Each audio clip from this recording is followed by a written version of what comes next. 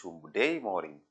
Our topic is about Ruto's end of honeymoon as he starts a tour in Nyanza, which is basically known as Raila'S Backround.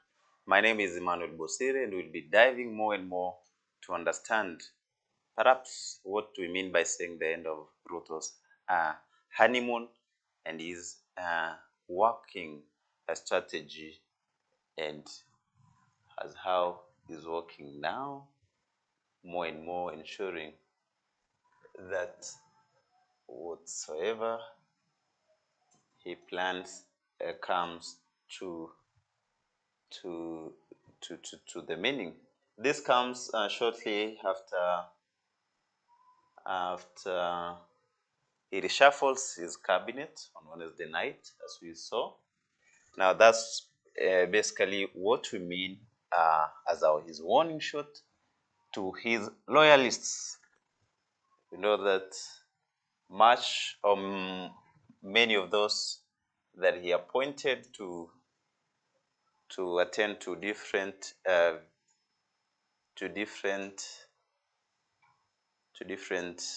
capacities as cabinet secretaries were his true and close loyalists.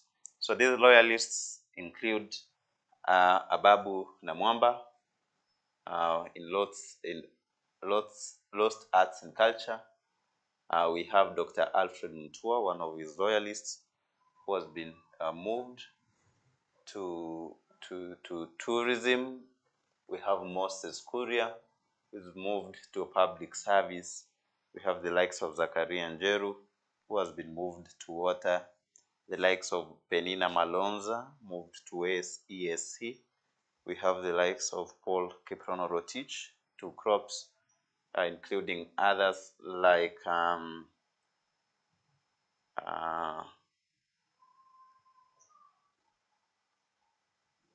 likes of Alice Wahome. They also moved Aisha Jumwa, who has been moved to culture. So this is the end of the honeymoon. It's a question. Is it the end of honeymoon? As the President William Ruto surprise move to demote some of his loyalists in Wednesday's night's cabinet reshuffle has been seen as a signal that no one is indispensable in his administration. And the head of statesmen yesterday said their boss will not hesitate to sack those who failed to deliver on his government's promises, as we expected maybe many to come out and give out their reactions, maybe the negative reaction saying, I did not deserve to be moved from this office to the other office. But instead, we saw the likes of Moses Kuria coming out and saying, I can do work in any of the cabinet secretaries' offices. Wherever I'm assigned, I am able to go there and deliver as I have been doing. They also talked about being demoted. They say that if you don't deliver and the president tells you to relax or go and rest at home, and then you're able to move home.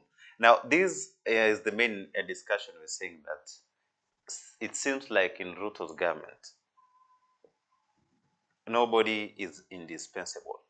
At any point or any moment, you can be kicked out.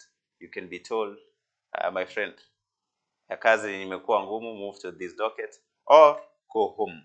Now, we want to dive in now into the real thing here that we are discussing and get to understand better what we mean by saying the end of this, as analyzer here, Moses Nyamori, has just written, is saying that the President William Ruto surprised demotion of some of these loyalists in a cabinet reshuffle has been described as a warning shot that there is no one who is indispensable in his administration.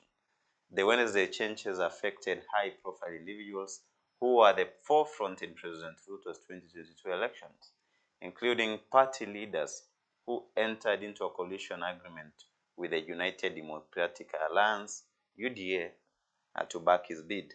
President Ruto's men in parliament yesterday said that the reshuffle was just a warning shot to non-performers, adding that the head of state will not hesitate to sack those not helping him deliver on his lofty promises to Kenyans. Analysts also reckon that the president's patience in some of the individuals he appointed to the critical dockets is fast waning. Yesterday, Senate Majority Leader Boni Halwale likened the reshuffle to shooting in the air instead of aiming the gun at the culprits to send a warning. He said the changes should serve as a warning to cabinet secretary principals that should any minister repeat what has forced the president to shoot in the air will lead to the outright sack. The message to those who care to listen is that they must know that they are now on their own. I am confident that we will soon see people being sacked instead of cabinet reshuffles or firing a warning shot. So that's according to Boni Halwale, the senator. Some of the changes, however, did not come as a surprise, as some of the affected CS were recently involved in open fighting government and embarrassing diplomatic gaffes. Deputy President Rigathi Gachagua was recently warned CS that their continued stay in the cabinet will no longer be on the basis of their friendship with the president, but on performance. So this is a past event where the president, with members of his cabinet, when they were at Kakamega State Lodge recently. Now, once the president gives you a job, that is the termination of that friendship. The friendship with the president will be based on nothing but performance. I want to urge you today, when he, now that's the president, is here, please perform. Because the president has a contract with Kenyans. That's according to Rigathi Gachagua warning during a State House meeting. Now, the former Maendeleo.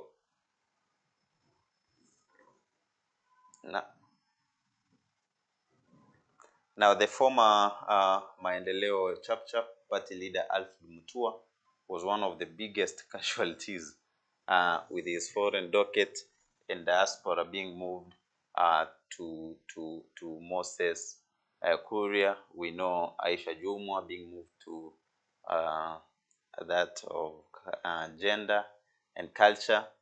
We have Moses Kuria being replaced by Rebecca Miano, and that we've been talking more and more about it in the recent discussions. Now, today we're seeing the president moving to Baba Moro's Raila'S Backround. What will be the case, or what do we expect there to be handled?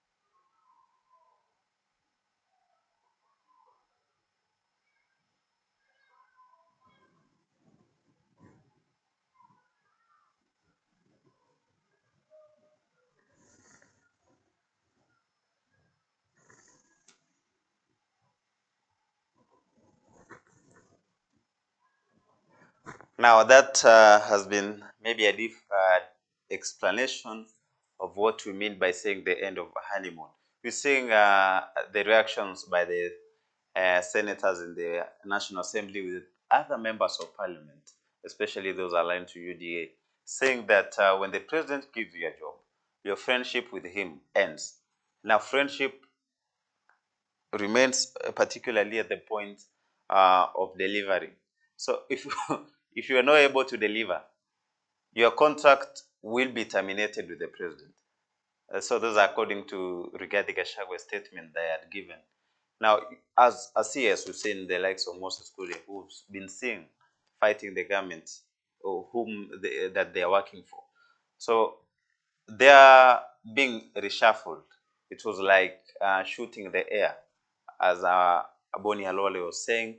Instead of shooting at the right or to particular individual to be demoted, they perhaps wanted to give a warning by only reshuffling, so that next, when someone does not deliver and is still fighting the government, you're being knocked out and some other loyalist or maybe other best performer is being placed in that office. And that one aside, Ruto now is starting his Nyanza tour amid split among local politicians over his development visit. Now he's visiting Nyanza region.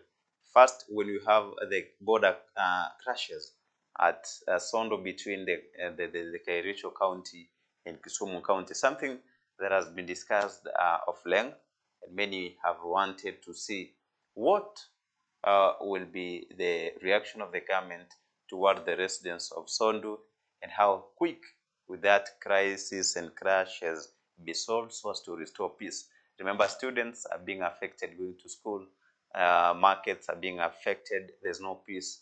Perhaps others are unable to make their day-to-day food, those who depend on the local jobs. Now, the local politicians, others are for the president, others are against him.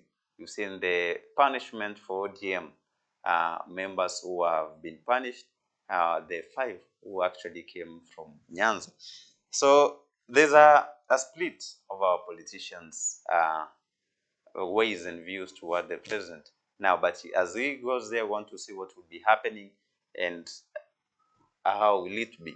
Now, President William Ruto begins his 4-day development tour in the Nyanza region today amid mixed feelings by local leaders, with governors preparing to receive him, while at least 20 opposition legislators vowing to snap the events. State House yesterday confirmed the long-awaited trip that will cover the 4 counties of Kisumu, Homa Bay, Siaya, and Migori to culminate in an inaugural cabinet meeting that the head of state will chair at the Kisumu State Lodge in Kisumu County. In a statement yesterday, State House spokesperson Hussein Mohammed, this according that